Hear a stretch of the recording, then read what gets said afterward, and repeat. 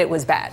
They knew that this was something that should not get out. You will stand by for me. We just have some breaking news in now from the New York Times. Maggie Haberman is on the phone reporting that this morning President Trump told a crowd of staff from the U.S. mission to the United Nations that he wants to know who provided information to the whistleblower, and also remarked that, quote, in the old days, spies were dealt with differently. Maggie Haberman, what can you tell us?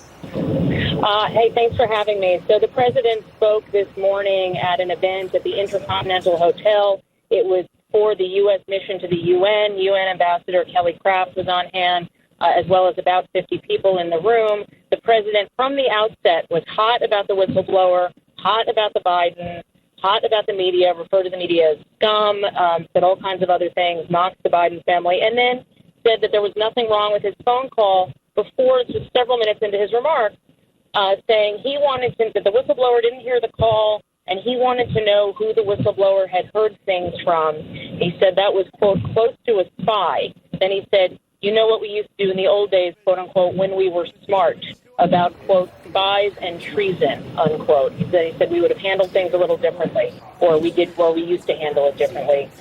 Some people in the audience laughed. Some people seemed stunned. But this all took place as the ODNI, McGuire, was testifying on the Hill, defending the whistleblower and saying this person followed the law. That's right. The acting DNI said that the whistleblower was operating in good faith, and also was asked about making sure that the whistleblower would not be retaliated against. I mean, we have to point out this is a whistleblower who has gone through, Maggie, the formal channels, the official channels for reporting this information, and part of that allows them to be protected by law. Also, I wonder what you think, Maggie, because according to the whistleblower complaint, it says the information provided herein was relayed to me in the course of official interagency business. So the question will be, right, it seems like according to the whistleblower, this is information that would have come to them just in the course of doing their work. So what would the president's reaction be to that? I mean, I think that we're probably going to see more of the same from the president. Again, look, we're heading into uncharted territory. We know this is a president who doesn't typically have discipline in terms of what he says. I apologize, but there's a rainstorm around me right now. Doesn't have discipline in terms of what he says.